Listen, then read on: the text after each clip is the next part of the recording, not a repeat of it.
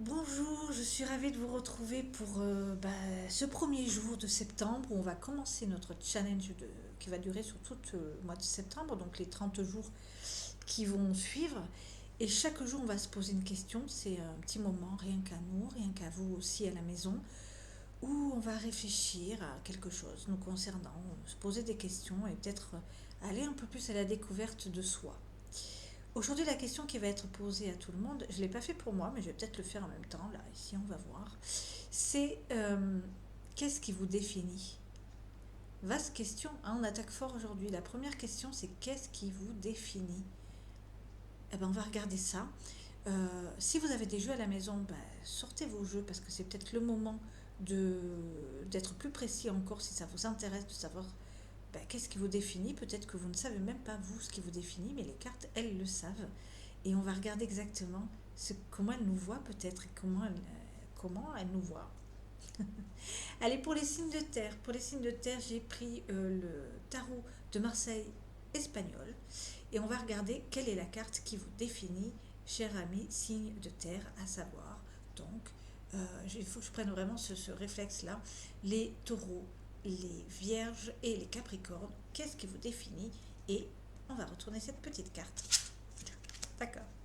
Puis j'en connais une qui va être contente. Mais la carte qui vous définit, c'est la carte de la tempérance. Alors la carte de la tempérance, qu'est-ce que ça veut dire? Ça veut dire que ici, on en a des personnes qui sont équilibrées, qui aiment aussi être dans la médiation, qui vont toujours aller chercher des compromis, qui vont quand même essayer toujours d'apaiser les conflits quand il y en a. On va y voir ici des médiateurs, des personnes que l'on va venir voir, des bons conseilleurs ici. Donc ce n'est pas étonnant, on va retrouver dans cette carte-là ou dans ces signes-là probablement des thérapeutes, des sociologues, éventuellement aussi des journalistes aussi, et pourquoi pas des prêtres, tiens, des prêtres. Des prêtres peuvent être en tempérance aussi, et des astrologues, voilà, des personnes qui sont dans la médiation, voilà. Ce que je peux dire pour les signes de terre, c'est ce qui vous définit, c'est la tempérance, donc les personnes qui sont dans le compromis, dans la communication et dans l'équilibre. Toujours en train de chercher l'équilibre dans les forces en présence. Voilà ce qui vous définit signe de terre. Maintenant, on va passer au signe d'eau avec le grand tétéia. Allez, qu'est-ce que nous je vais découvrir avec vous? Ah, c'est une carte à l'envers déjà, parce que quand on a le carré jaune ici, c'est une carte à l'envers. Alors, je ne les connais pas bien. C'est la carte 72. Et ici, on a le 6 de denier. Ah, d'accord.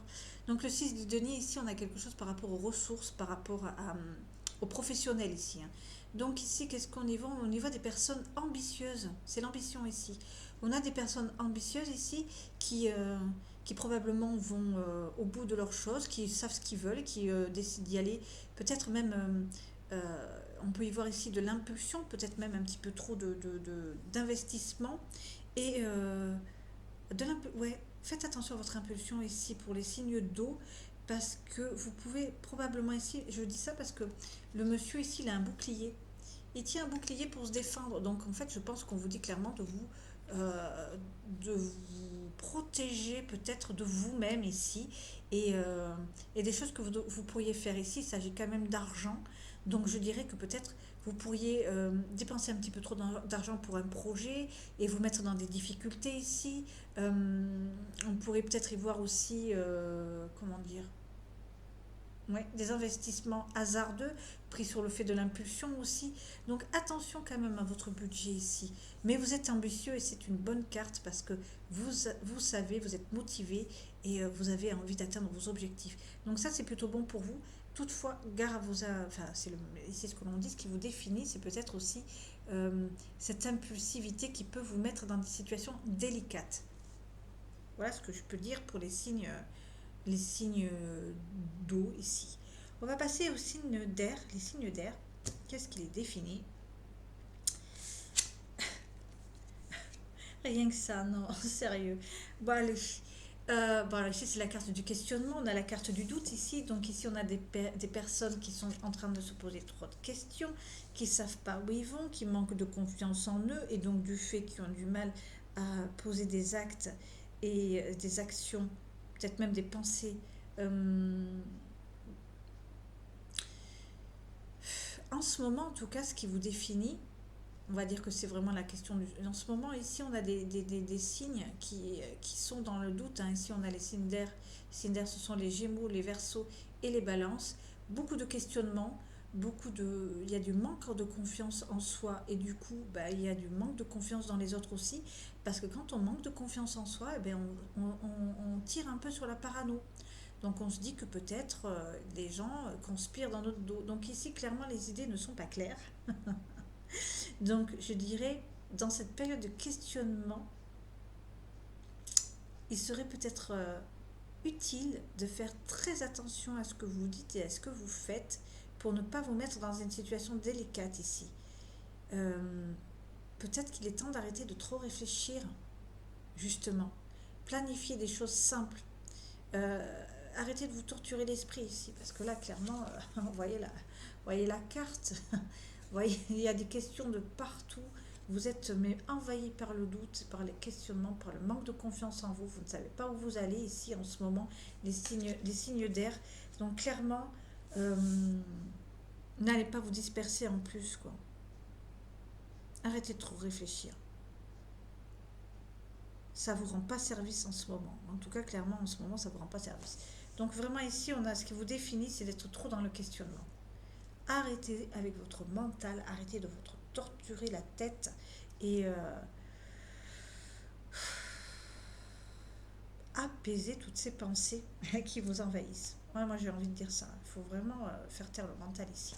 Allez, on va en terminer avec les signes de feu. Les signes de feu, j'ai pris le Béline de Gabriel Sanchez qui est annoté et, euh, et que j'utilise quasiment jamais.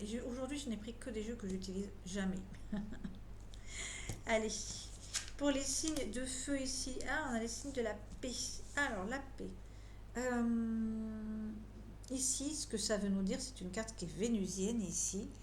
Euh, j'ai envie de dire qu'on a ici des personnes qui montrent en tout cas la paix, qui sont pas trop dans le questionnement et qui justement prennent le temps de prendre des décisions. Ici, il n'y a pas de panique. Quand on se trouve face à une adversité ou face à une contrariété ou quoi que ce soit, on prend le temps et on y va tranquille. Ici, on a vraiment la force tranquille ici, chez les signes de feu. Face à l'adversité, on n'angoisse pas, on prend du temps et on y va. Du calme. Bah, j'ai envie de dire que ça vient contrebalancer ici j'aimerais bien avoir du feu, moi, quelque part, parce que moi, j'ai quasiment que de l'air dans mes... non, j'ai quasiment que de l'air, moi. Super. Allez, on se retrouve tout à l'heure pour essayer de voir votre idée que vous faites peut-être du prince charmant, de la princesse charmante. Est-ce qu'il existe? Est-ce que c'est un mythe? Est-ce que peut-être il serait... ce que vous pensez et ce qui est bon pour vous n'est pas la même chose. On va voir ça tout à l'heure.